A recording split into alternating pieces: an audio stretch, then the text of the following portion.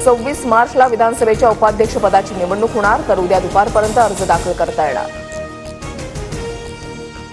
पुण्यामध्ये आमिर खान आणि संतोष देशमुख कुटुंबियांची भेट. संतोष देशमुखांचा मुलगा विराज देशमुखला मिठी मारत आमिर खानकडून सांत्वन.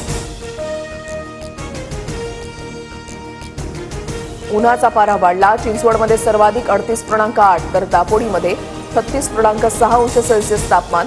पुण्यातील बाजारपेठ आणि मुख्य रस्त्यांवर शुकशुकाट.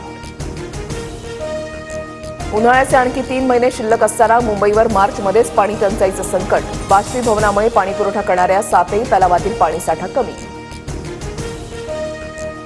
सुशांत सिंह राजपूत आत्महत्या प्रकरणी क्लोजर रिपोर्टसाठी सीबीआयकडून एम्स रुग्णालयाच्या रिपोर्टचा आधार. एम्स रुग्णालयाच्या फॉरेन्सिक रिपोर्टचा आधार घेत क्लोजर रिपोर्ट बनवला.